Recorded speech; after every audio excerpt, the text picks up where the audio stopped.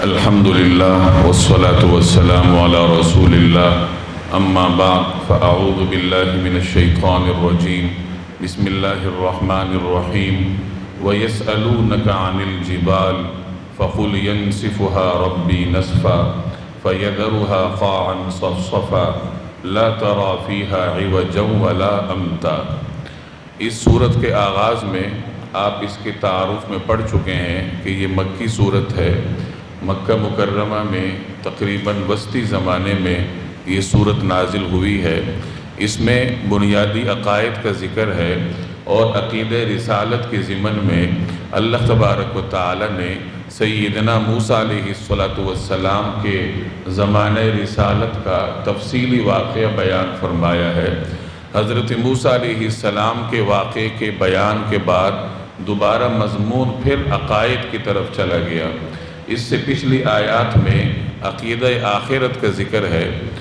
عقیدہ آخرت کے ضمن میں ہم پڑھتے ہیں کہ اللہ تبارک و تعالی اس تمام روئے زمین کو بالکل ہموار کر دے گا اور پھر یہاں پر میدان حشر قائم ہوگا۔ اللہ تبارک و تعالی کے حضور سوال جواب ہوں گے۔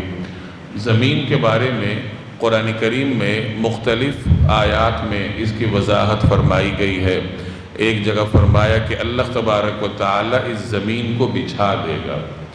اب سمندروں کی بات ہے کہ سمندر کہاں جائیں گے، تو ایک جگہ فرمایا وَإِذَا الْبِحَارُ فُجِّرَتْ کہ سمندروں کو پھاڑ دیا جائے گا، یعنی سمندر پھٹ کر گویا کہ زمین کی تہ میں اتر جائیں گے، ان کا پانی خشک ہو جائے گا۔ اسی طریقے سے ایک جگہ فرمایا وَإِذَا الْبِحَارُ سُجِّرَتْ تو بہرحال کوئی بھی مضمون ہو، مفہوم اس کا ایک ہے کہ یہ سمندروں کا پانی ختم کر دیا جائے گا اور زمین بالکل چٹیل ہو جائے گی۔ اب اس روئے زمین کے اوپر بڑے بڑے دیو ہیکل پہاڑ ہیں، تو منکرین نے ان پہاڑوں پر یہ اعتراض کیا کہ تم مسلمان یہ کہتے ہو کہ یہ زمین بالکل چٹیل کر دی جائے گی، تو یہ جو اتنے بڑے بڑے پہاڑ ہیں یہ کہاں جائیں گے؟ ان کے خیال میں اتنے بڑے دیو ہیکل پہاڑوں کو اپنی جگہ سے ہلانا یہ تو ممکن ہی نہیں ہے۔ عربوں کے ہاں تو یہ ایک اعتبار سے ضرب المثل تھی کہ اگر کوئی آدمی اپنے وعدے کی پختگی کو بیان کرتا تو وہ پہاڑوں کے ساتھ مثال دیا کرتا تھا کہ پہاڑ اپنی جگہ سے ہل سکتے ہیں لیکن میرا وعدہ نہیں ٹوٹے گا، یعنی یہ اس کو ناممکن سمجھتے تھے کہ یہ پہاڑ بھی اپنی جگہ سے ہلیں گے۔ تو اس سوال کے جواب میں اللہ تبارک و تعالی نے پھر یہاں فرمایا کہ ان پہاڑوں کو بھی ہم ریزہ ریزہ کر کے اڑا دیں گے۔ چونکہ پہاڑ مختلف رنگوں کے ہیں، کچھ پہاڑ کالے رنگ کے ہیں، کچھ سفید رنگ کے ہیں، کچھ بھورے مٹیالے رنگ کے ہیں۔ اب ان تمام پہاڑوں کو جب پیسا جائے گا اور ان کو اڑایا جائے گا تو ایسا لگے گا جیسے رنگ برنگی دھن کی ہوئی روئی ہے۔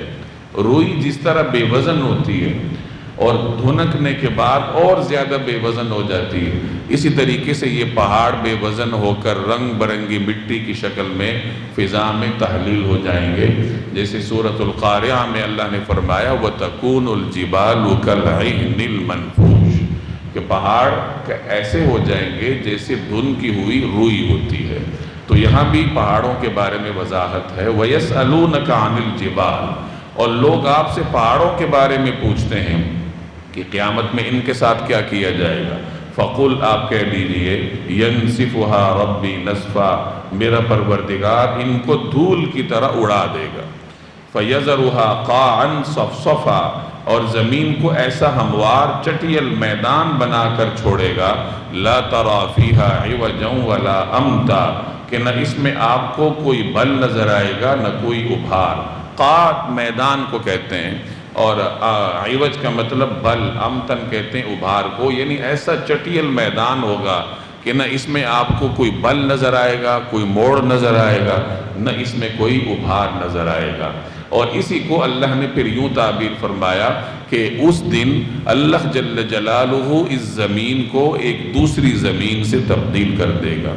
یوم تبدل الارض غیر الارض اور حدیث میں اس کی مزید وضاحت ہے کہ اللہ جل جلالہ چاندی کی طرح چمکدار ایک زمین بچھائے گا۔ ایک اور جگہ فرمایا گیا کہ زمین کو ایسے کھینچ دیا جائے گا جیسے قصائی کھال کو کھینچ کر سیدھا کر دیتا ہے۔ یعنی ان تمام روایات کا، آیات کا خلاصہ ایک ہی ہے کہ زمین کو اللہ بالکل ہموار کر دے گا، اس میں کوئی اونچ نیچ نہیں ہوگی، اور پھر اللہ تبارک و تعالی یہاں پر میدان حشر کو قائم کرے گا۔ بعض حضرات صحابہ اور تابعین کی رائے یہ بھی ہے کہ اسی زمین کے اوپر اللہ جنت قائم کرے گا۔ جنت کہاں ہوگی؟ اس کے بارے میں معروف روایت تو وہی ہے کہ وہ ساتوں آسمانوں کے اوپر اللہ نے بنا رکھی ہے، جس کا ذکر سورۃ النجم میں ہے، عند سدرۃ المنتہی عندہا جنت المأویٰ۔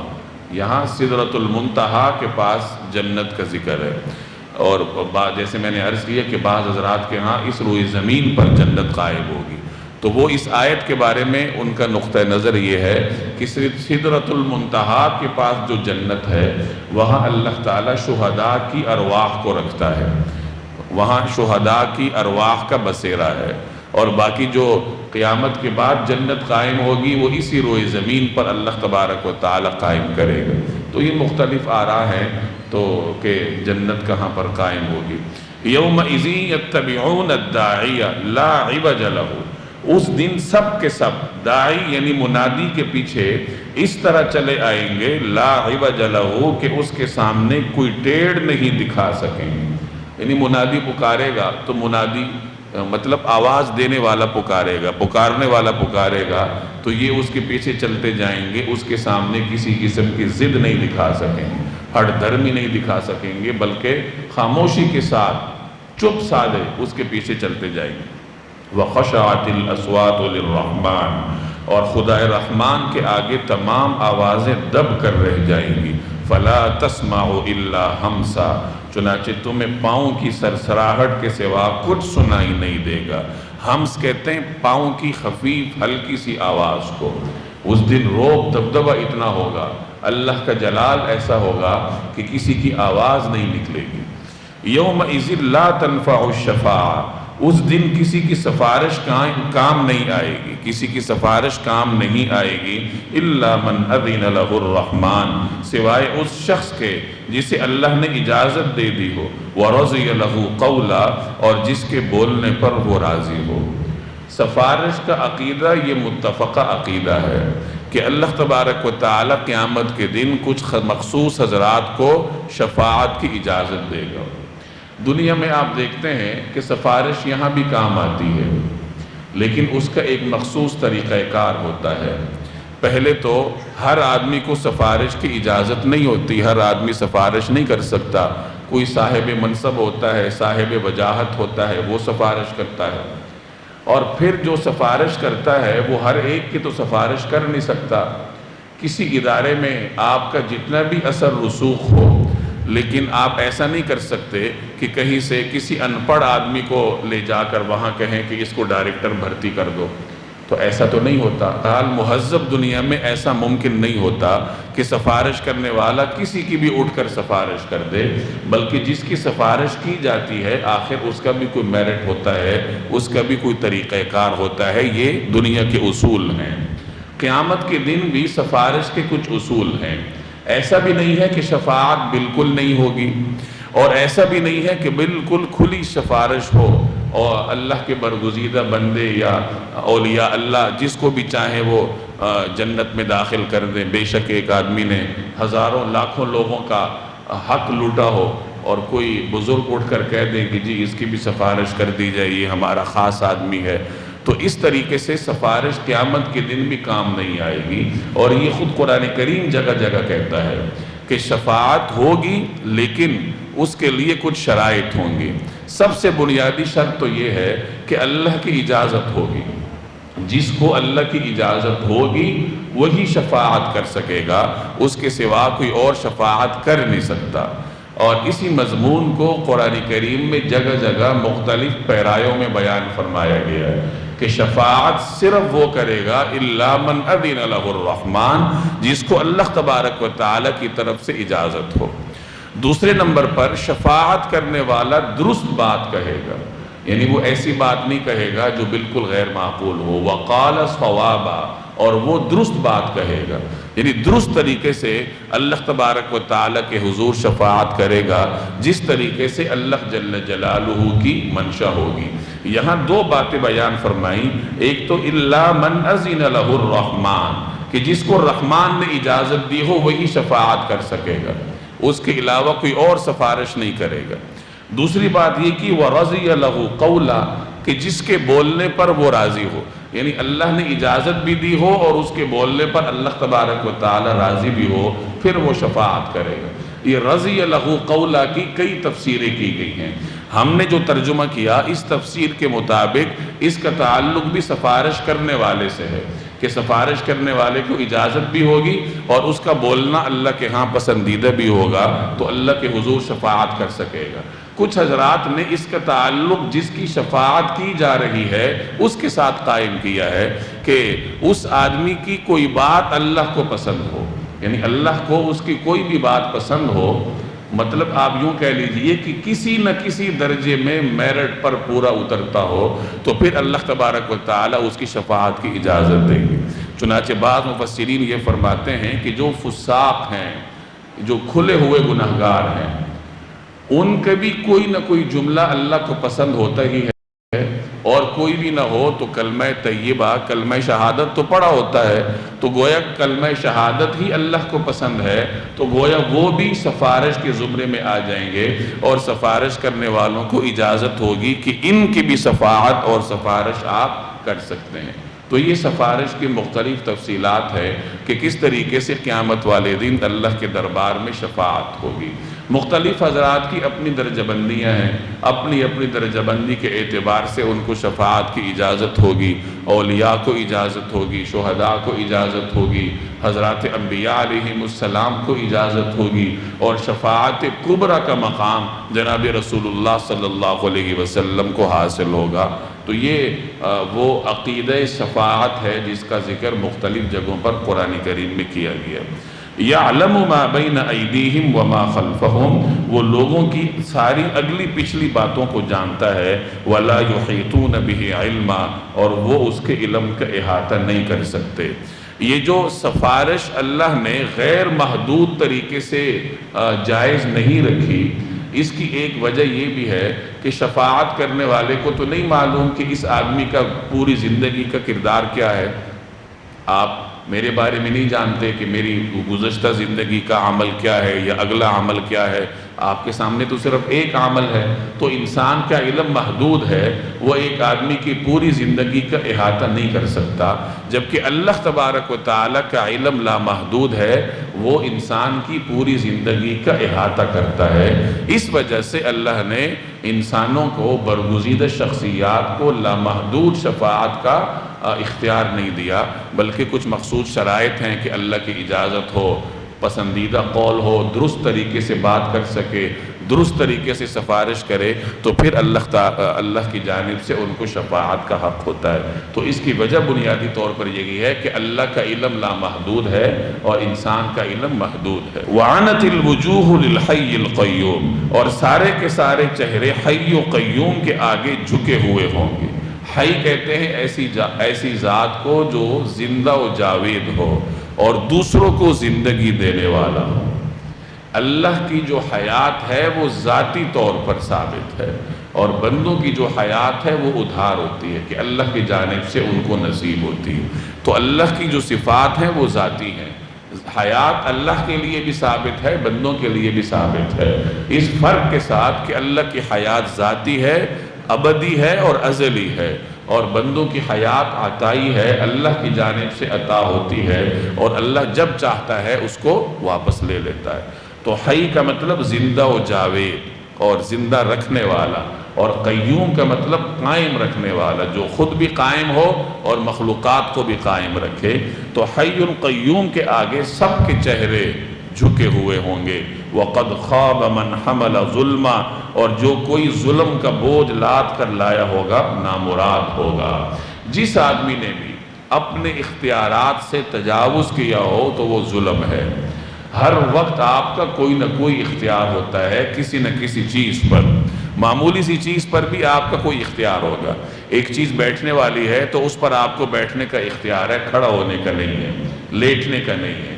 اگر آپ اس کے اوپر کھڑے ہوں گے، لیٹیں گے تو یہ ظلم کہلاتا ہے۔ تو ظلم کا مطلب ہوتا ہے اختیارات سے تجاوز کرنا۔ تو جو آدمی جس طریقے سے تجاوز کرتا ہے، چیزوں کا غلط استعمال کرتا ہے، تو وہ ظلم کے زمرے میں آتا ہے، اور قیامت کے دن انسان ان مظالم کے لیے جواب دہ ہوگا کہ جن سے اللہ تبارک و تعالی نے منع کیا ہے۔ لوگوں کے حق مارنا، کسی آدمی نے کسی کی زمین غصب کی ہے تو اس زمین کے اس حصے کو اپنے ساتوں طبقات سمیت اپنے گلے میں لٹکا کر میدان حشر میں جائے گا۔ کسی آدمی نے کسی کا مال غصب کیا ہے، اس کو اپنی کمر پر لاد کر اللہ تبارک و تعالی کی بارگاہ میں پیش ہوگا۔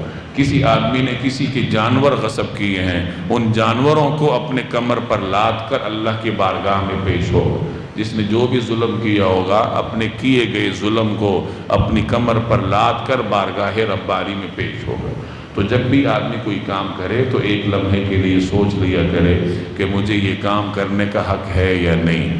اگر حق ہے تو کر لیا جائے، اگر حق نہیں ہے تو کسی بھی قیمت پر ہو اس سے باز رہا جائے، ورنہ قیامت کے دن پھر اس کو اپنے گلے پر لاد کر بارگاہ ربانی میں پیش ہونا پڑے گا۔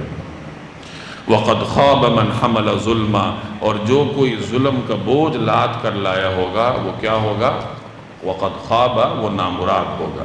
وَمَنْ يَعْمَلْ مِنَ الصَّالِحَاتِ، اور جس نے نیک عمل کیے ہوں گے، وَهُوَ مُؤْمِن، جبکہ وہ مومن بھی ہو، فَلَا يَخَافُ ظُلْمًا وَلَا حَظْمًا، تو اسے نہ کسی زیادتی کا اندیشہ ہوگا نہ کسی حق تلفی کا۔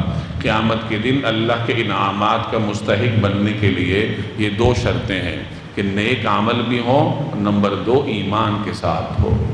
بغیر ایمان کے نیک عمل قیامت کے دن نہیں تولا جائے گا۔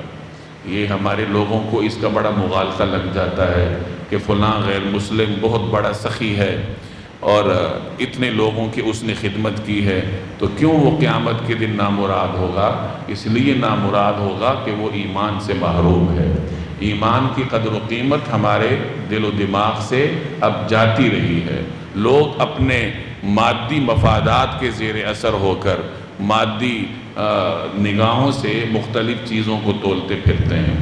نبی کریم صلی اللہ علیہ وسلم کے زمانے میں جب ابھی آپ نے بعثت سے پہلے عبداللہ بن جدعان نام کا ایک بڑا عرب سردار گزرا تھا، بہت بڑا سخی تھا۔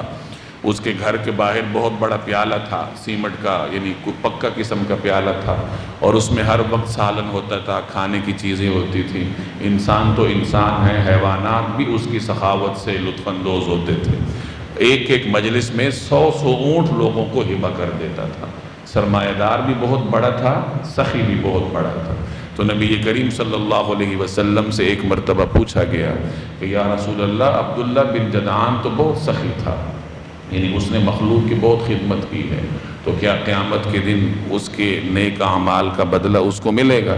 تو رسول اللہ صلی اللہ علیہ وسلم نے فرمایا کہ نہیں، کیونکہ ایک دفعہ بھی اس نے یہ نہیں کہا کہ یا اللہ میرے گناہوں کو معاف فرما، یعنی چونکہ اس کا اللہ پہ ایمان ہی نہیں تھا تو استغفار اس نے کیا کرنا تھا، اور ایمان نہ ہونے کی وجہ سے اس کے نیک اعمال کا وزن قیامت کے دن نہیں ہوگا۔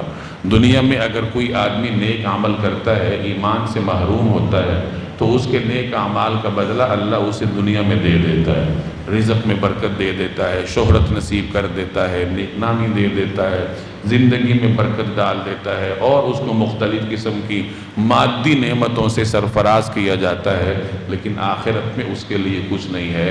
آخرت میں اس کے لیے ہی کچھ ہوگا جو کیا ہو؟ ایماندار ہو۔ ایک گناہگار مومن ایک غیر مسلم سے 1000 درجے بہتر ہوتا ہے، چاہے غیر مسلم اخلاق میں کتنا ہی بہتر کیوں نہ ہو۔ اس کا یہ مطلب نہیں ہے کہ مسلمان کو بد اخلاق ہونا چاہیے، مسلمان کو اچھے اخلاق والا ہونا چاہیے۔ اگر وہ بد اخلاق ہوگا تو قیامت کے دن اپنے برے اخلاق کا کیا اس کو بھگتنا پڑے گا، لیکن ایک اچھے اخلاق والے غیر مسلم سے وہ اس اعتبار سے بہتر ہے کہ بالآخر اس نے اپنے ایمان کی وجہ سے جنت تو چلے جانا ہے، اور غیر مسلم تو کبھی بھی جنت میں نہیں جا سکتا۔ اللہ تبارک و تعالیٰ کا فیصلہ یہی ہے۔ تو ایمان بڑی قدر و قیمت کی حامل نعمت ہے، دولت ہے، اپنے دل و دماغ میں اس کی اہمیت کو سمجھنا چاہیے۔ تو فرمایا کہ جس نے نیک عمل کیے ہوں اور وہ مومن بھی ہو تو قیامت کے دن پھر اسے کسی قسم کی حق تلفی کا اندیشہ نہیں ہوگا، وہ نعمتوں میں ہوگا۔ وَكَذَلِكَ أَنزَلْنَاهُ قُرْآنًا عَرَبِيًّا، اور ہم نے اسی طرح یہ وحی ایک عربی قرآن کی شکل میں نازل کی ہے۔ وَصَرَّفْنَا فِيهِ مِنَ الْوَعِيدِ، اور اس میں وعیدیں یعنی تنبیہات کو طرح طرح سے بیان کیا ہے۔ لَعَلَّهُمْ يَتَّقُونَ، تاکہ لوگ پرہیزگاری اختیار کریں۔ أَوْ يُحْدِثُ لَهُمْ ذِكْرًا، یا یہ قرآن ان میں کچھ سوچ سمجھ پیدا کر دے۔ اللہ نے قرآن کیوں نازل کیا؟ تاکہ لوگ پرہیزگاری اختیار کریں۔ قرآن کریم میں مختلف انداز، مختلف اسالیب کے ساتھ اللہ نے نصیحتوں کو بیان کیا ہے تاکہ لوگ سمجھ بوجھ حاصل کریں، نصیحت حاصل کریں۔ فَتَعَالَى اللَّهُ الْمَلِكُ الْحَقُّ، ایسی ہی اونچی شان ہے اللہ کی، الملک الحق، جو کہ سلطنت کا حقیقی مالک ہے۔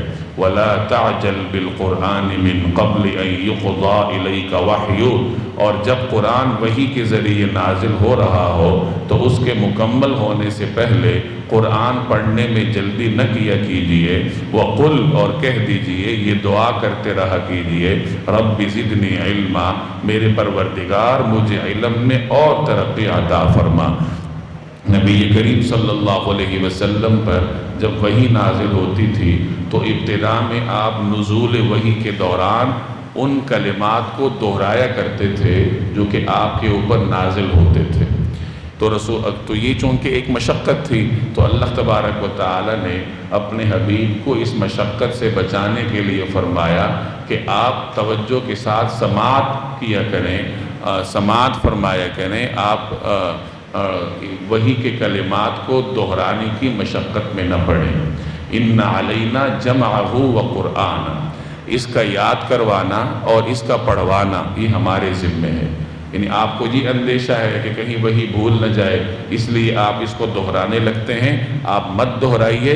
اس کا یاد کروانا اور اس کا پڑھوانا آپ سے یہ ہمارے ذمہ ہے۔ فَإِذَا قَرَأْنَاهُ فَاتَّبِعْ قُرْآنَهُ، تو جب ہم آپ کے سامنے اس کو پڑھتے ہیں، یعنی جب آپ کے سامنے اس وحی کی تلاوت کی جاتی ہے، فرشتہ پڑھتا ہے، تو بس آپ اس پڑھنے کو ہی توجہ کے ساتھ سنا کیجئے۔ ثُمَّ إِنَّ عَلَيْنَا بَيَانًا، پھر اس کا سمجھانا بھی ہمارے ذمہ ہے۔ یعنی وحی کو یاد کروانا بھی اللہ کے ذمہ، اور اس وحی کا مفہوم قلب نبوی میں ڈالنا، القاء کرنا، یہ بھی اللہ تبارک و تعالی نے اپنے ذمہ لیا ہے۔ اسی مضمون کو یہاں بھی بیان کیا گیا۔ سورۃ الاعلیٰ میں فرمایا سَنُقْرِئُكَ فَلَا تَنْسَىٰ، کہ ہم آپ کو پڑھائیں گے اور پھر آپ بھولیں گے نہیں۔ یعنی آپ کو دہرانے کی مشقت کی ضرورت نہیں ہے، اللہ جل جلالہ آپ کو یاد بھی کروائے گا اور مفہوم بھی واضح کرے گا۔ وَلَا تَعْجَلْ بِالْقُرْآنِ، اور قرآن کریم پڑھنے میں جلدی نہ کیا کیجیے۔ مِن قَبْلِ أَن يُقْضَىٰ إِلَيْكَ وَحْيُهُ، قبل اس کے کہ آپ کی طرف جو نازل کی جا رہی ہے وہی وہ مکمل نہ ہو جائے۔ تو سلیس ترجمہ یوں ہوگا، جب قرآن وحی کے ذریعے نازل ہو رہا ہو تو اس کے مکمل ہونے سے پہلے قرآن کریم پڑھنے میں جلدی نہ کیا کیجیے۔ وَقُلْ، اور یہ دعا کرتے رہیے، رَبِّ زِدْنِی عِلْمًا، میرے پروردگار مجھے علم میں اور ترقی عطا فرما۔ علم ایک ایسا سمندر ہے جس کی کوئی انتہا نہیں ہے۔ تو جب یہ دعا کی جاتی ہے تو آپ کا علم میں جو بھی مقام ہو تو اس مقام سے اگلے مقام تک اس دعا کی برکت سے اللہ تبارک و تعالی انسان کو پہنچا دیتا ہے۔ وَلَقَدْ عَهِدْنَا إِلَىٰ آدَمَ مِن قَبْلُ، اور ہم نے اس سے پہلے آدم کو ایک بات کی تاکید کی تھی، فَنَسِيَا، پھر ان سے بھول ہو گئی، وَلَمْ نَجِدْ لَهُ عَزْمًا، اور ہم نے ان میں عزم نہیں پایا۔ اب یہاں سے اللہ تبارک و تعالی سیدنا آدم علیہ السلام کے واقعے کو بیان فرما رہے ہیں کہ جب اللہ نے ان کو پیدا کیا تو اس سے پہلے وہ کہاں تھے اور کس وجہ سے وہ اس مقام سے دوسرے مقام کی طرف منتقل کیے گئے۔ آدم علیہ السلام کا واقعہ پیچھے جگہ جگہ بیان ہوا ہے، اور ہر جگہ بیان کرنے میں ایک نیا پہلو بندوں کے سامنے لایا جاتا ہے۔ یہاں جو پہلو بندوں کے سامنے لایا جا رہا ہے وہ یہ ہے کہ بندے کو اللہ کی اطاعت میں مستقل ہونا چاہیے اور شیطانی وسوسے کو قبول کر کے اللہ کے حکم سے پیچھے نہیں ہٹنا چاہیے۔ اللہ تبارک و تعالی نے آدم علیہ السلام کو پیدا کیا، ان کی تنہائی کو دور کرنے کے لیے حضرت حوا کو پیدا کیا، اور جو ان کی بنیادی ضروریات تھیں وہ جنت میں بغیر کسی مشقت کے پوری ہو رہی تھیں۔ لباس انسان کی بنیادی ضرورت ہے، تو جنت میں ان کو جنتی لباس مہیا کیا گیا تھا۔ کھانا پینا انسان کی بنیادی ضرورت ہے، جنت میں یہ ان کو میسر تھا۔ سورج کی دھوپ سے بچنا، مکان کا میسر ہونا، یہ انسان کی بنیادی ضرورت ہے، جنت میں یہ ان کو میسر تھا۔ یعنی کھانا ہے، پینا ہے، کپڑا ہے، غذا ہے، جو انسان کی بنیادی ضروریات تھیں یہ جنت میں ان کو حاصل تھی۔ اور اللہ نے پھر ان کو نصیحت کی کہ یہ ایک خاص قسم کا درخت ہے، اس درخت کے قریب نہ جانا۔ اب کسی وجہ سے سیدنا آدم علیہ السلام نے وہ درخت کھا لیا۔ وجہ کیا تھی؟ شیطان نے وسوسہ ڈالا۔ اس واقعے کو یہودیوں کی کتابوں میں ایک اور رنگ سے بیان کیا گیا ہے۔ ان کے ہاں شیطان سام کی شکل میں جنت میں داخل ہوا، اور اس نے پہلے حضرت حوا کو ورغلایا، ان کو پھل کھانے پر مجبور کیا، اور حضرت حوا نے پھر حضرت آدم علیہ السلام کو پھل کھانے پر مجبور کیا۔ یعنی گویا کہ ان کی روایات میں، ان کے لٹریچر میں وبال عورت پر ڈالا گیا ہے۔ قرآن کریم میں اس طرح کی کوئی وضاحت نہیں ہے کہ شیطان نے پہلے حضرت حوا کو وسوسہ ڈالا ہو۔ سورہ اعراف میں وسوسے کی نسبت دونوں کی طرف کی گئی ہے، فوسوس لہما الشیطان، کہ شیطان نے ان دونوں کو وسوسہ ڈالا، یعنی حضرت آدم کو اور حضرت حوا کو۔ اور یہاں آپ آگے پڑھیں گے کہ وسوسے کی نسبت حضرت آدم علیہ السلام کی طرف کی گئی ہے، کہ شیطان نے حضرت آدم علیہ السلام کو وسوسہ ڈالا۔ تو وسوسہ پہلے عورت کو آیا یا پہلے حضرت آدم علیہ السلام کو آیا یا حضرت حوا کو آیا، اس کی ترتیب قرآن کریم میں مذکور نہیں ہے۔ قرآن کریم کا اسلوب یہی بتاتا ہے کہ شیطان نے دونوں کے دلوں میں وسوسہ ڈالا تھا۔ وسوسہ سرگوشی کو کہتے ہیں۔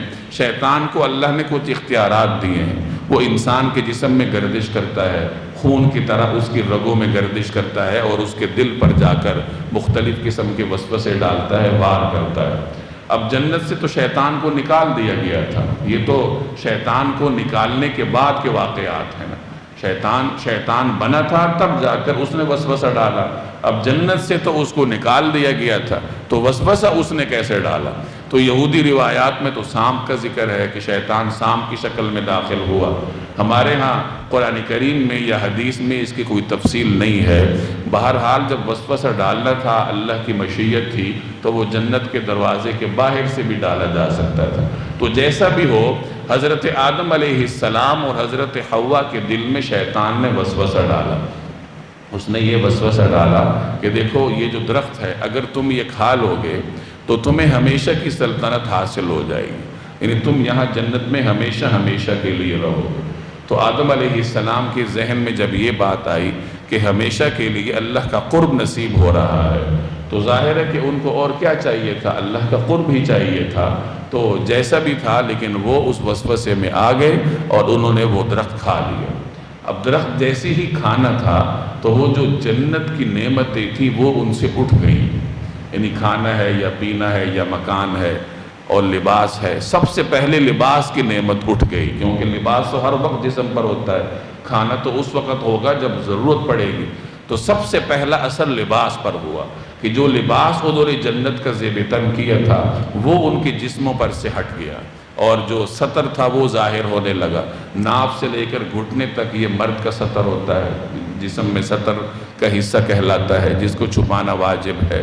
تو شیطانی وسوسے کا جو فوری اثر پڑا، یا یوں کہہ لیجئے کہ وہ درخت کھانے کا، اللہ کی نافرمانی کے واقع ہونے کا جو فوری اثر پڑا، وہ یہی تھا کہ ان کے سطر ایک دوسرے کے سامنے کھل گئے۔ تو انہوں نے فوری طور پر جنت کے جو درختوں کے پتے تھے وہ اتار کر اپنا سطر ڈھانپنا شروع کیا۔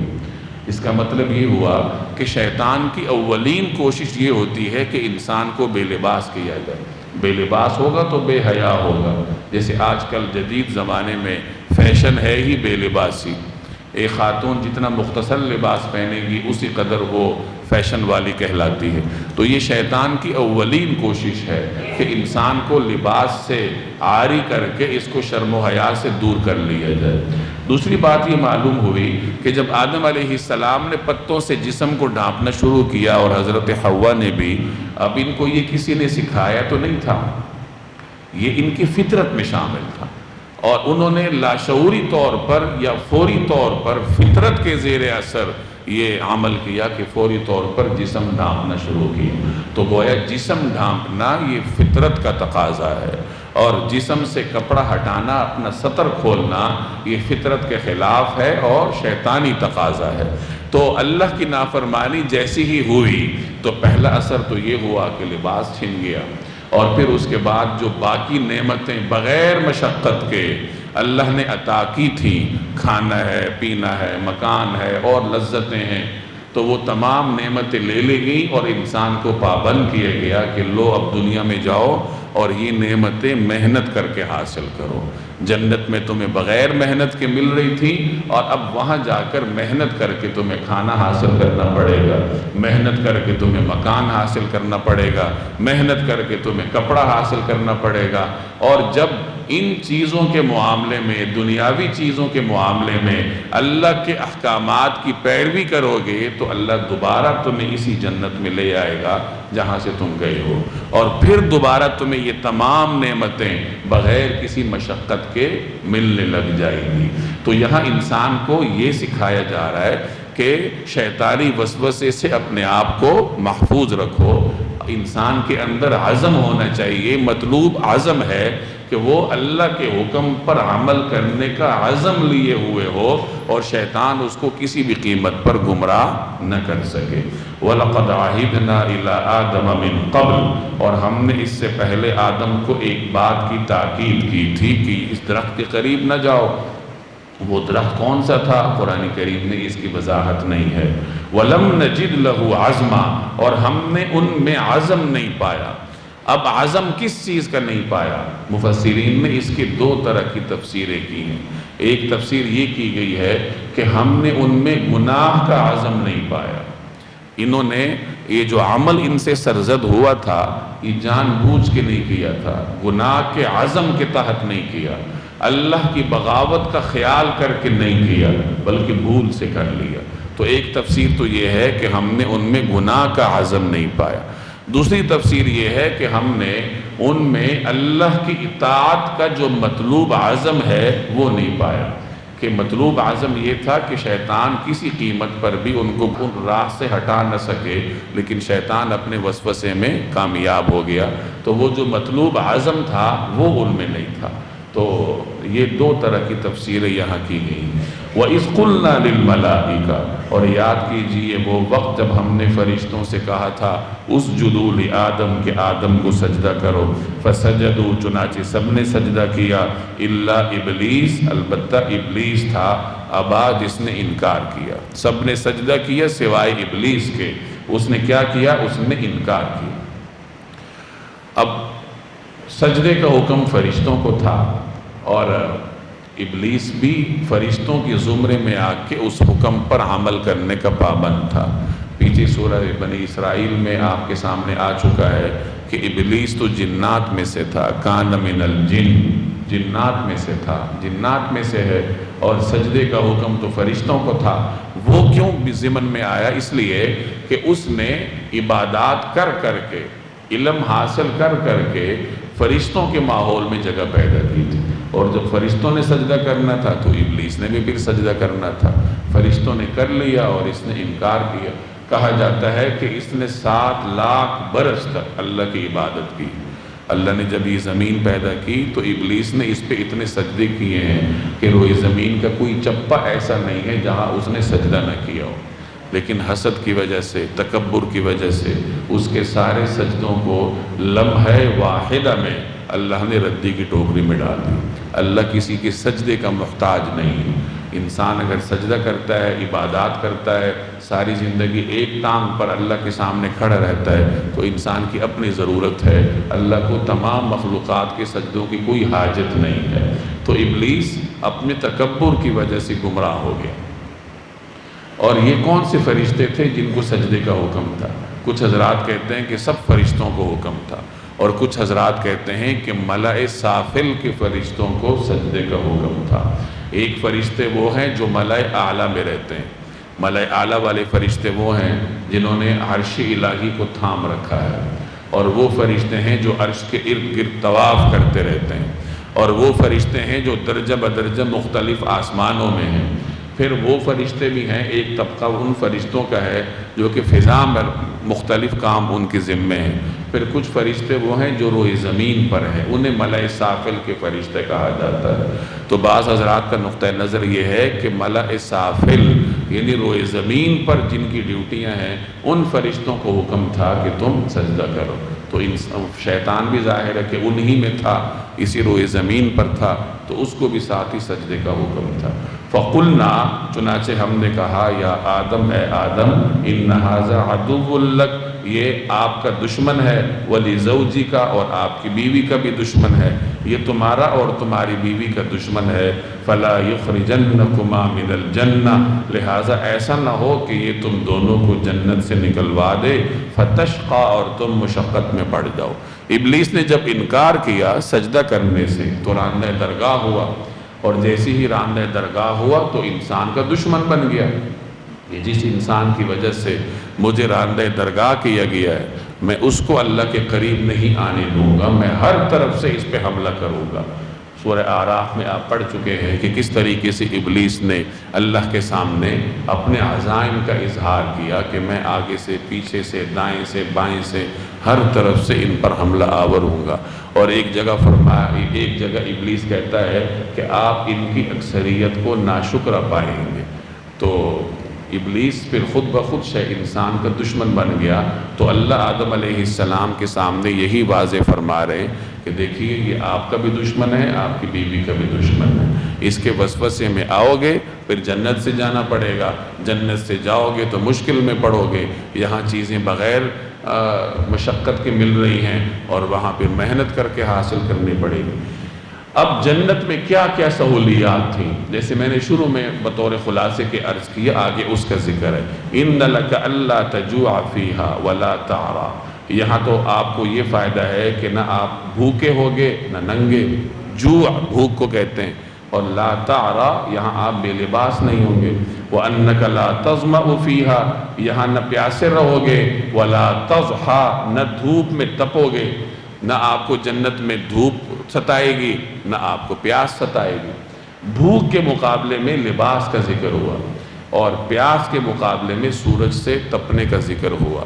بھوک اندرونی چیز ہے، لباس سامنے نظر آتا ہے، تو گویا کہ جنت میں اندرونی تکلیف بھی نہیں ہے اور ظاہری تکلیف بھی نہیں۔ اسی طرح پیاس اندرونی چیز ہے اور سورج جو ہے وہ جلد پہ اثر انداز ہوتا ہے۔ تو یہاں بھی وہی بات، ایک اندرونی ایک بیرونی، کہ جنت میں نہ آپ کو اندرونی تکلیف ہے نہ بیرونی تکلیف، اور دنیا میں ہر قسم کی تکلیف ہوتی ہے۔ فوسوس الیہ الشیطان پھر شیطان نے ان کے دل میں وسوسہ ڈالا۔ الیہ مذکر کی ضمیر ہے، یعنی آدم علیہ السلام کا ذکر ہے کہ ان کے دل میں شیطان نے وسوسہ ڈالا۔ میں نے پہلے عرض کیا کہ سورہ اعراف میں دونوں کا ذکر ہے کہ حضرت آدم اور حضرت حوا دونوں کے دل میں شیطان نے وسوسہ ڈالا، اور یہاں صرف آدم علیہ السلام کا ذکر ہے۔ قال اس نے کہا یعنی شیطان نے، یا آدم اے آدم هل ادلک علی شجرۃ الخلد میں تمہیں ایک ایسا درخت بتاؤں جس سے ہمیشہ کی زندگی حاصل ہوتی ہے، وَمُلْكٍ اور ایسی بادشاہی حاصل ہوتی ہے، لا یبلا جو کبھی پرانی نہیں ہوتی۔ یعنی یہ جو یہاں آپ کو بادشاہی ملی ہوئی ہے، یہ درخت کھانے کے بعد یہ بادشاہی دائمی بن جائے گی۔ جنت میں ہر جنتی مسلمان بادشاہ ہوگا۔ دنیا میں بڑے سے بڑا بادشاہ ادنا جنتی کی بادشاہی کا تصور بھی نہیں کر سکتا۔ تو جنت میں ہر ادنا جنتی جو کم از کم درجے کا جنتی ہوگا، وہ دنیا کے بڑے سے بڑے بادشاہ سے بڑھ کر بادشاہ ہوگا۔ اتنے اس کو اختیارات حاصل ہوں گے، اتنی اس کی سلطنت ہوگی، اتنے اس کے پاس آسائشیں ہوں گی۔ دنیا میں انسان چھوٹی چھوٹی چیزوں کے لیے اللہ کو ناراض کرتا ہے، اور جنت میں ہمیشہ کی جو بادشاہی اس کو ملنی ہے وہ اس کو قربان کر دیتا ہے۔ یہ انسان کی حماقت ہے۔ تو شیطان نے کہا کہ ایک تو درخت کھانے سے آپ کی زندگی دائمی ہو جائے گی، اور پھر آپ کو ہمیشہ کی بادشاہت مل جائے گی، یعنی یہ جو جنت کی سہولیات ہیں یہ ہمیشہ کے لیے ہوں گی۔ تو آدم علیہ السلام کا دل معصوم تھا، تو ان کے دل میں یہ بات آئی کہ جب ہمیشہ کی زندگی ہوگی اور ہمیشہ یہاں رہنا ہوگا تو قرب خداوندی نصیب ہوگا۔ فَأَكَلَا مِنْهَا، چنانچہ دونوں نے اس درخت میں سے کچھ کھا لیا۔ اب قرآن کریم ترتیب ذکر نہیں کرتا کہ پہلے کس نے کھایا اور پھر کس کو کھلایا، جیسے اہل کتاب کے لٹریچر میں ہے کہ حضرت حوا پر سارا بوجھ ڈالا گیا ہے، اور ان کے ہاں عورت کو ایک بوجھ سمجھا جاتا ہے۔ یہ تو اسلام ہے جس نے عورت کو مساوی حقوق دیے ہیں کہ جیسے مرد کے حقوق ہیں عورت کے بھی حقوق ہیں، اور وہی عورتیں ہیں جو اسی اسلام سے دور بھاگتی ہیں جس نے ان کو ایک باقاعدہ طور پر مقام اور مرتبہ عطا کیا ہے۔ کسی زمانے میں مہذب سمجھے جانے والی یونانی سلطنت میں بڑے بڑے فلاسفہ کے ہاں یہ سوال زیر بحث تھا کہ یہ عورت انسان بھی ہے یا نہیں، اور اس بحث کا نتیجہ پھر یہ نکلا کہ یہ انسان نہیں ہے۔ تو یہ وہ لوگ ہیں جن کے افکار پر موجودہ مغربی تہذیب کی بنیادیں قائم ہیں۔ یورپی تہذیب کی بنیادیں کس پر قائم ہیں؟ رومن امپائر پر قائم ہیں، رومی تہذیب پر، اور رومی تہذیب کی بنیادیں یونانی تہذیب کی جو باقیات ہیں اس پر قائم ہیں۔ تو ان کے ہاں تو اصل میں عورت کا یہ حق ہے اور عورت کا یہ مقام ہے، اور آج بھی ان کے ہاں عورت کو مرد کے مساوی تو نہیں سمجھا جاتا۔ عورت کو گھر سے باہر نکالا تو ہے جاب کے لیے، لیکن اس کی مراعات مرد کے مقابلے میں کم ہوتی ہیں، اور مرد کے مساوی مراعات حاصل کرنے کے لیے عورتوں نے خواتین مارچ کیا تھا، جس کی یاد میں ہمارے ہاں خواتین مارچ کرتی ہیں۔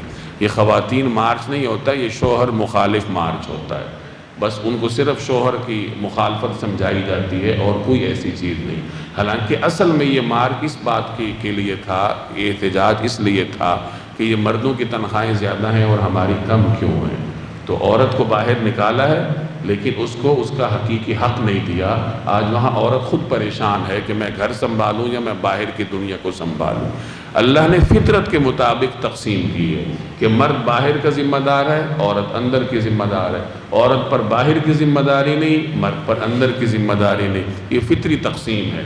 اب عورت کو ہم باہر تو نکال دیتے ہیں لیکن گھر کی ذمہ داری پوری مرد تو نہیں اٹھاتا۔ وہ 15-20 منٹ کے لیے بچے کو کھلا لے گا، جھلا لے گا، باقی تو ذمہ داری بیچاری عورت پر ہوتی ہے۔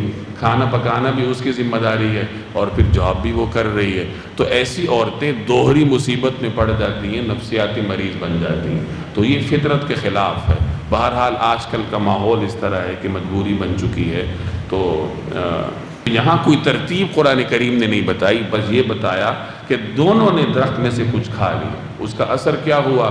فَبَدَتْ لَهُمَا سَوْآتُهُمَا، جس سے ان دونوں کے شرم کے مقامات ان کے سامنے کھل گئے۔ سوآت سطر کو کہتے ہیں۔ وَطَفِقَا يَقْصِفَانِ عَلَيْهِمَا مِنْ وَرَقِ الْجَنَّةِ، اور وہ دونوں جنت کے پتوں کو اپنے اوپر گانٹھنے لگے، یعنی اپنے سطر کو اس کے ذریعے چھپانے لگے۔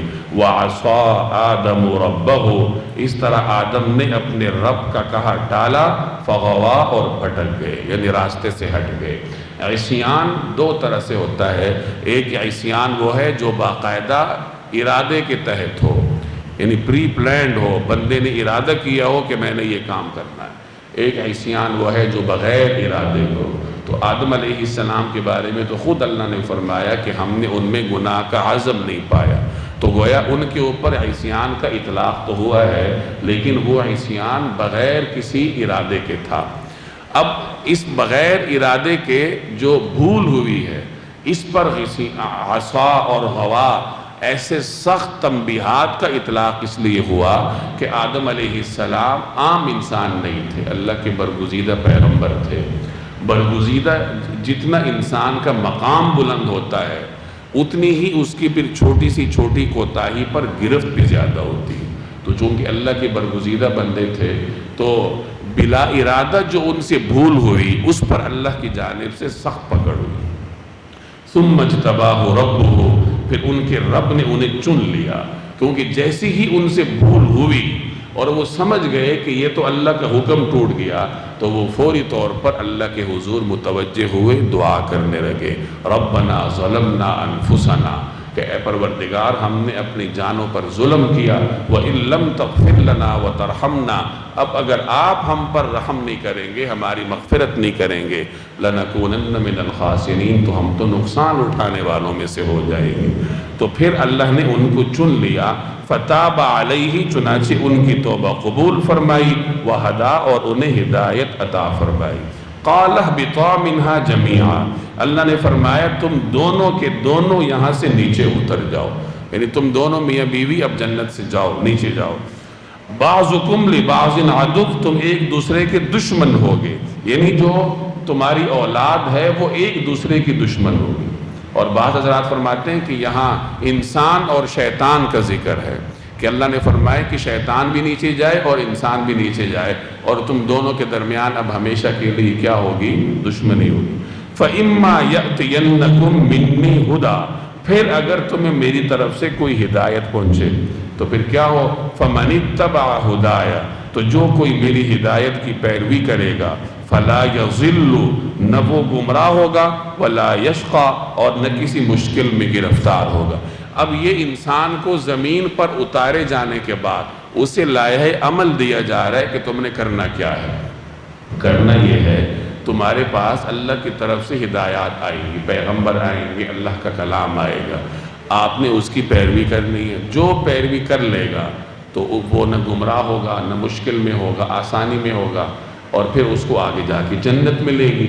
جو نعمتیں وہ چھوڑ کر آیا ہے وہ دوبارہ اس کو مل جائیں گی، اور جو روگردانی کرے گا تو اللہ نے فرمایا میں اس کی زندگی تنگ کر دوں گا۔ وَمَنْ أَعْرَضَ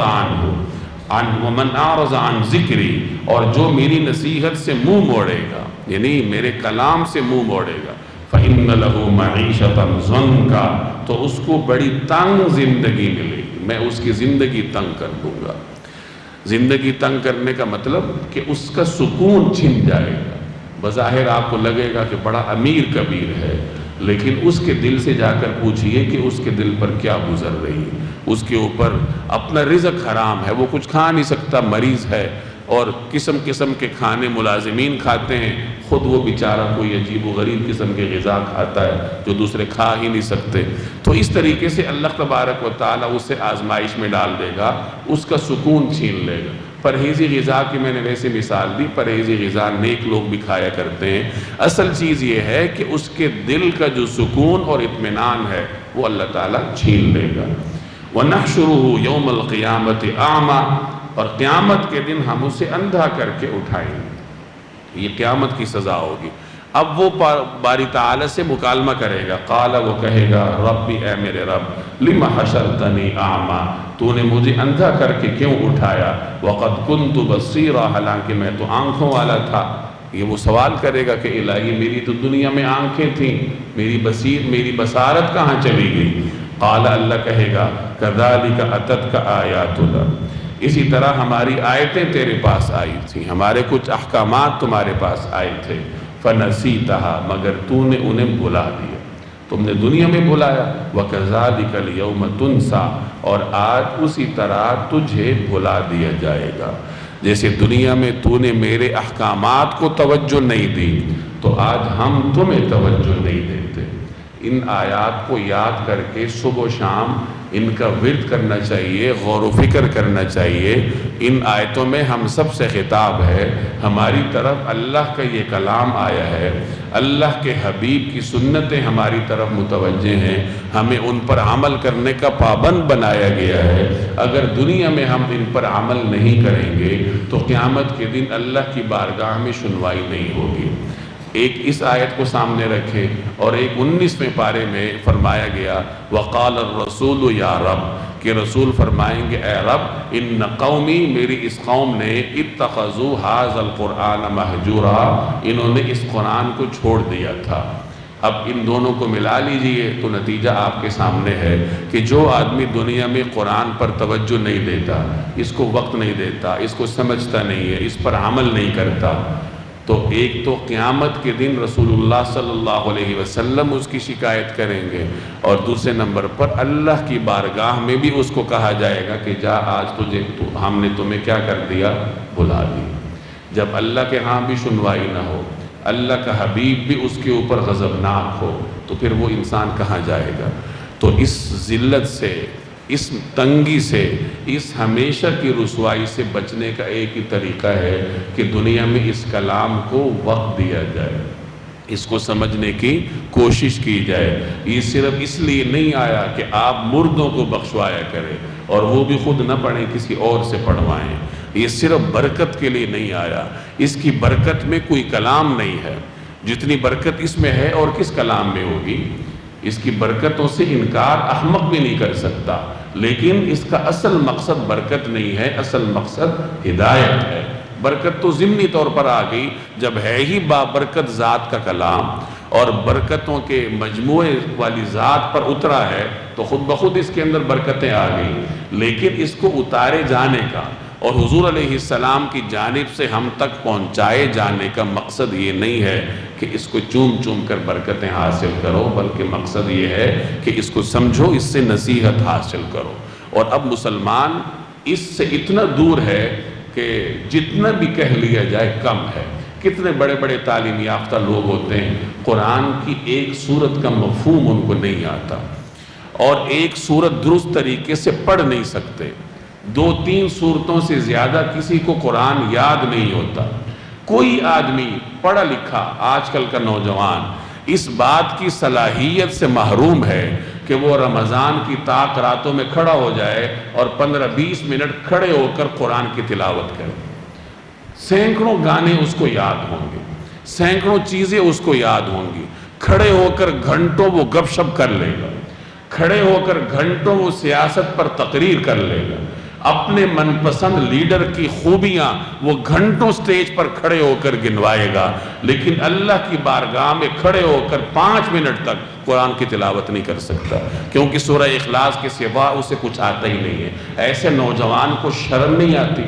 اس نے کبھی اپنے گریبان میں جھانک کر نہیں دیکھا کہ میں اللہ کے کلام کے ساتھ کیا سلوک کرتا ہوں، اور اس میں میں اور آپ، ہماری اولادیں، ہم سب اس میں شامل ہیں۔ ہم میں سے کون ہے جو کھڑے ہو کر 15 منٹ اللہ کا کلام پڑھ سکے؟ حالانکہ بڑے بڑے پی ایچ ڈی ڈاکٹر ہوتے ہیں، بڑے بڑے کاروباری لوگ ہوتے ہیں، بڑی بڑی باتیں ان کو آیا کرتی ہیں، زندگی گزر جاتی ہے، داڑیاں سفید ہو جاتی ہیں، لیکن 70 سال کی زندگی میں ایک رات انہوں نے ایسے نہیں گزاری ہوتی کہ 15 منٹ کھڑے ہو کر انہوں نے اللہ کے حضور اللہ کے کلام کی تلاوت کی ہو۔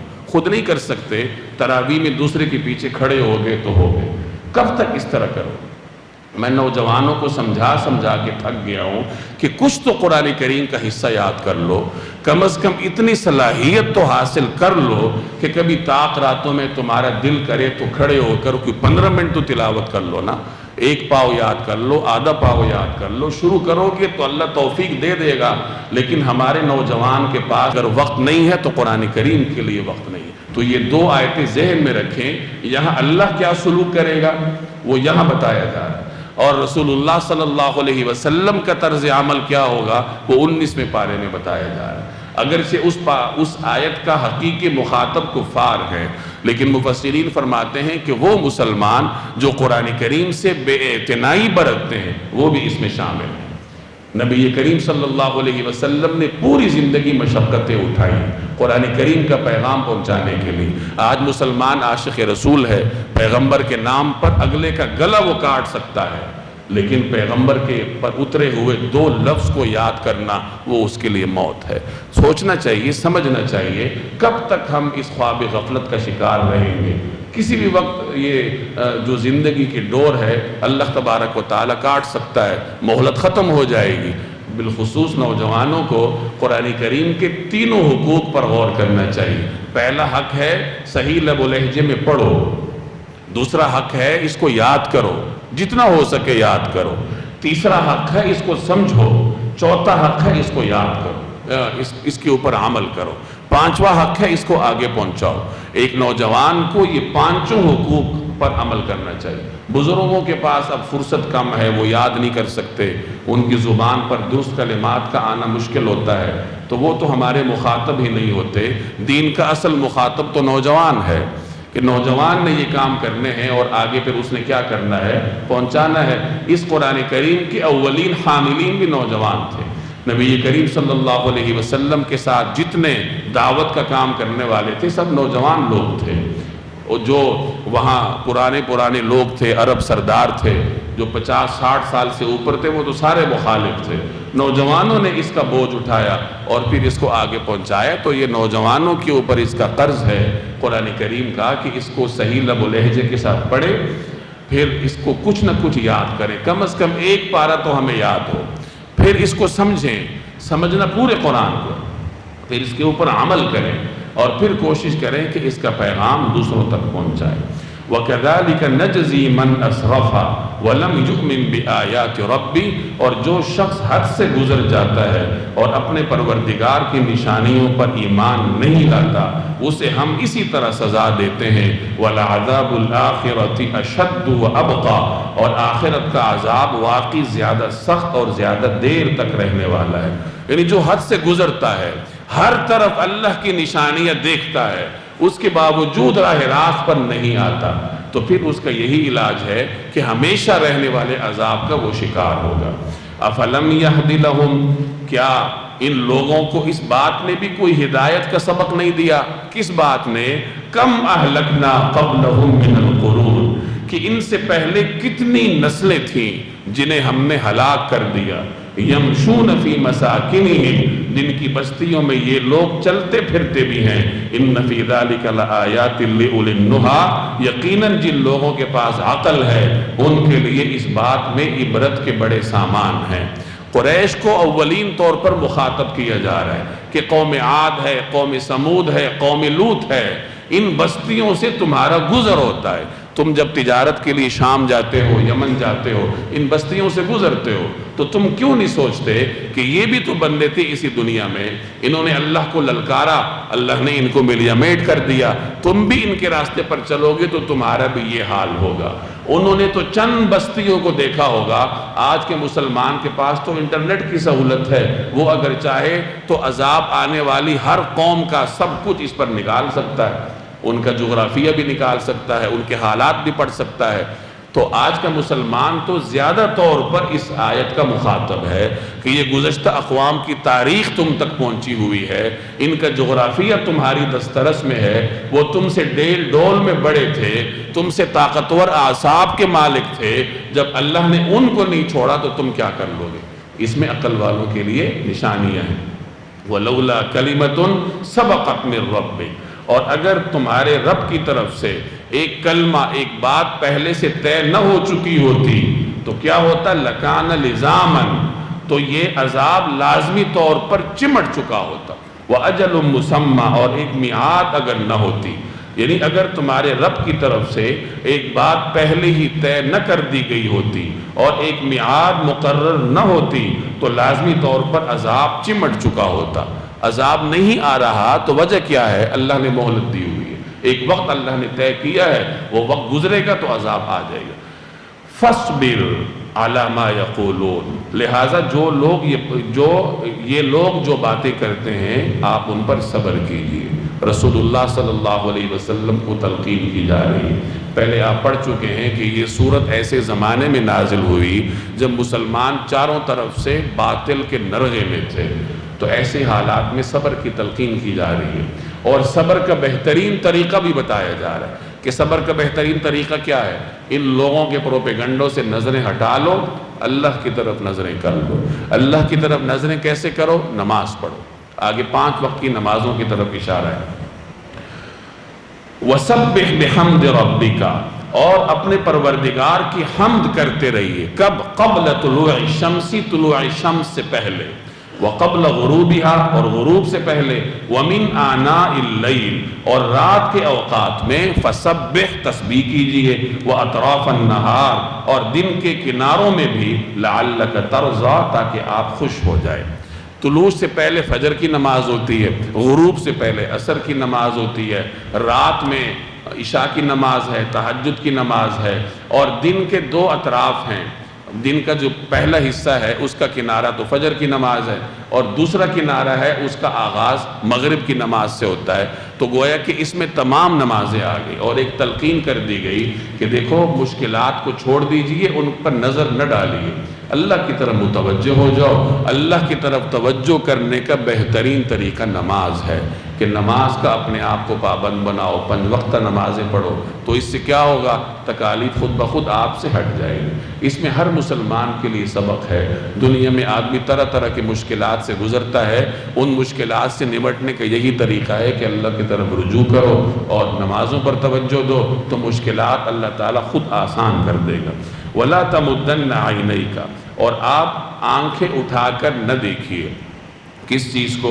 إِلَى مَا مَتَّعْنَا بِهِ أَزْوَاجًا مِّنْهُمْ، جو ہم نے عیاشی کے لیے دے رکھے ہیں کفار کے مختلف لوگوں کو۔ کیا دے رکھا ہے؟ زہرۃ الحیات الدنیا، وہ دنیاوی زندگی کی کچھ بہار ہے، رونق ہے، اور دنیاوی زندگی کی اس بہار کی طرف آنکھ اٹھا کر بھی نہ دیکھیں، آنکھیں اٹھا کر بھی نہ دیکھیں، جو ہم نے ان میں سے مختلف لوگوں کو مزے اڑانے کے لیے دے رکھی۔ ہم نے کیوں دی ہیں؟ لِنَفْتِنَهُمْ فِيهِ، تاکہ ہم ان کو اس کے ذریعے آزمائیں۔ وَرِزْقُ رَبِّكَ خَيْرٌ وَأَبْقَىٰ، اور تمہارے رب کا رزق سب سے بہتر اور سب سے زیادہ دیر پا ہے۔ بعض اوقات مسلمانوں کو لگتا ہے کہ یہ نافرمان لوگ تو بڑے بڑے سردار ہیں، بڑے دولت مند ہیں، بڑی عیاشی میں ہیں، تو تلقین کی جا رہی ہے کہ ان کی دولت کی طرف نہ دیکھیں۔ ان کو دولت دیے جانے کا مطلب یہ نہیں ہے کہ یہ اللہ کے پسندیدہ ہیں، بلکہ یہ دولت ان کے لیے مزید آزمائش کا سبب ہے۔ نعمتیں بڑھتی جائیں گی، ناشکری بڑھتی جائے گی، تو سزا بھی کیا ہوگی؟ بڑھتی جائے گی۔ تو اللہ کی جانب سے دنیا میں ان کو عیاشیاں دی جا رہی ہیں، مزے کروائے جا رہے ہیں، گویا ان کی ذمہ داری بڑھتی جا رہی ہے۔ یہ تو ان کے لیے کیا ہے؟ آزمائش ہے۔ بہترین رزق کون سا ہے؟ جو آپ کے رب کی طرف سے ہے، اور آپ کے رب کی طرف سے رزق کون سا ہوتا ہے؟ جو حلال رزق ہوتا ہے، یعنی جو رب آپ کو حلال رزق دیتا ہے وہی بہترین ہے، اسی پر گزارا کریں۔ نماز خود بھی پڑھنی ہے، اہل و عیال سے بھی پڑھوانی ہے۔ وَأْمُرْ أَهْلَكَ بِالصَّلَاةِ، اور اپنے گھر والوں کو نماز کا حکم دو۔ وَاصْطَبِرْ عَلَيْهَا، اور خود بھی اس پر ثابت قدم رہو، خود بھی پڑھنی ہے، اہل و عیال سے بھی پڑھوانی ہے۔ لا نسألك رزقا، ہم تم سے رزق نہیں چاہتے، نحن نرزقک، رزق تو ہم تمہیں دیں گے۔ دنیا میں انسان کسی سے کام کرواتا ہے، کوئی ملازم ہوتا ہے، اس سے فائدہ اٹھاتا ہے۔ اللہ کہہ رہا ہے کہ ہم تم سے کوئی فائدہ نہیں لیں گے، ہم تم سے مال نہیں کموائیں گے، بلکہ ہم تمہیں رزق دیں گے۔ تو ہم تمہیں رزق دے رہے ہیں، پوری کائنات تمہارے لیے تمہارے فائدے میں لگا رکھی ہے، مقصد صرف تمہارا ایک ہے کہ اپنے رب کو راضی کرو۔ والعاقبۃ للتقویٰ، اور بہترین انجام تقوی ہی کا ہے۔ وقالوا، اور یہ لوگ کہتے ہیں، لولا یأتینا بآیۃ من ربی، کہ یہ ہمارے پاس اپنے رب کی طرف سے کوئی نشانی کیوں نہیں لے آتے، یعنی یہ پیغمبر کوئی نشانی کیوں نہیں لاتے۔ اولم تأتہم بینۃ ما فی الصحف الاولیٰ، بھلا کیا ان کے پاس پچھلے صحیفوں کے مضامین کی گواہی آ نہیں گئی؟ یعنی یہ نشانی چاہتے ہیں تو یہ قرآن کریم سے بڑھ کر کیا نشانی ہے؟ پچھلے صحیفوں میں اس کے بارے میں گواہی ہے، اور قرآن کریم بھی پچھلے صحیفوں کی گواہی دیتا ہے، تو قرآن کریم سے بڑھ کر کیا گواہی ہے؟ قرآن کریم سے بڑھ کر ان کو کیا نشانی چاہیے؟ تو اس نشانی کو یہ قبول کیوں نہیں کرتے؟ وَلَوْ أَنَّا أَهْلَكْنَاهُمْ بِعَذَابٍ مِّن قَبْلِهِ، اور اگر ہم انہیں اس سے پہلے ان کو کسی عذاب سے ہلاک کر دیتے، یعنی قرآن سے پہلے ان کو ہلاک کر دیتے، لقالو، تو یہ کہتے، ربنا، اے ہمارے پروردگار، لولا ارسلت الینا رسولا، آپ نے ہمارے پاس کوئی پیغمبر کیوں نہیں بھیجا، فنتبع آیاتک، تاکہ ہم آپ کی آیات کی پیروی کرتے، من قبل ان نذل ونخزا، قبل اس کے کہ ہم ذلیل اور رسوا ہوتے، یعنی آپ ہمارے پاس رسول بھیجتے تاکہ ہم ذلیل اور رسوا ہونے سے پہلے آپ کی آیتوں کی پیروی کرتے۔ فرمایا جا رہا ہے کہ دیکھو ہم نے تم پر حجت تمام کر دی، قرآن تمہارے پاس آیا، رسول تمہارے پاس آیا، اگر یہ نہ ہوتا تو تم کل کو بہانہ کرتے کہ ہمارے پاس تو قرآن ہی نہیں آیا، نشانی ہی نہیں آئی، سمجھانے والا ہی نہیں آیا، سمجھانے والا آتا تو ہم اتباع کرتے، تو اب تمہارے پاس رسول آ چکا، اللہ کا کلام آ چکا، اب تمہارے پاس رائے فرار نہیں ہے۔ قل، آپ کہہ دیجئے، کل متربص، کہ سب انتظار کر رہے ہیں، فتربصوا، لہذا تم بھی انتظار کرو، دلیلیں پوری ہو چکی ہیں، اب انتظار کرو۔ فَسَتَعْلَمُونَ، ان قریب تمہیں پتہ چل جائے گا، من اصحاب الصراط السوی، کہ سیدھے راستے والے لوگ کون ہیں، وَمَنِ اهْتَدَىٰ، اور کون ہیں جو ہدایت پا گئے ہیں۔ سرداران قریش کہا کرتے تھے کہ ہم بڑے دانشور ہیں۔ ابو جہل کو حکمتوں کا باپ ابو الحکم کہا جاتا تھا، تو قرآن کریم ان کو مخاطب کر رہا ہے، تمہیں پتہ لگ جائے گا کہ حکمتوں والے کون ہیں، سیدھے راستے والے کون ہیں، ہدایت والے کون ہیں۔ تو بہرحال ہر آیت پکار پکار کر ایک ہی پیغام آپ کو دیتی ہے کہ اللہ نے زندگی کی نعمت دی ہے، اس نعمت کو سارے کا سارا دنیا پر خرچ نہ کرو، جیسے ہمارا طرز عمل ہے کہ صبح سے لے کر شام تک دنیا ہمارے دماغ پر حاوی ہے، مادی نعمتیں ہمارے دماغ پر حاوی ہیں، کاروبار کے لیے پورا دن ہم کھپا دیتے ہیں۔ تو قرآن کی ہر آیت آپ کو یہ سمجھا رہی ہے کہ دیکھو ایسا نہ کرو، دنیا کے پیچھے اپنے آپ کو اتنا نہ لگاؤ، قرآن کریم کے لیے وقت نکالو۔ نوجوان اس کو درست لب و لہجے کے ساتھ پڑھیں، اس کا کچھ حصہ یاد کریں، پورے قرآن کو سمجھیں، عمل کریں اور باہر نکلیں دنیا میں، اللہ تبارک و تعالیٰ کے اس پیغام کو پہنچائیں۔ ہوتا کیا ہے، ہم اللہ کے ساتھ بے وفائی کرتے ہیں، ہم قرآن کو وقت نہیں دیتے، حدیث کو وقت نہیں دیتے، حضور صلی اللہ علیہ وسلم کی سنت کو وقت نہیں دیتے، کاروبار کے پیچھے پڑ جاتے ہیں۔ تو اللہ کے ساتھ بے وفائی کر کے جب ہم کاروبار کے پیچھے پڑتے ہیں تو اس کاروبار کو اللہ ہمارے اوپر مسلط کر دیتا ہے، پھر دن رات اسی ٹینشن میں گزرتی ہیں، پھر نہ کاروبار میں مزہ آتا ہے اور عبادات سے تو ویسے ہم محروم ہوتے ہیں۔ یہ ہر مخلوق کے بارے میں اللہ کا طرز عمل ہے۔ جس مخلوق کے لیے آپ اللہ سے بے وفائی کریں گے، اسی مخلوق کو اللہ آپ کے اوپر کیا کر دے گا، مسلط کر دے گا، کہ تم اس کے لیے ہم سے بے وفائی کر رہے ہو، لو اب اس کو بھگتو۔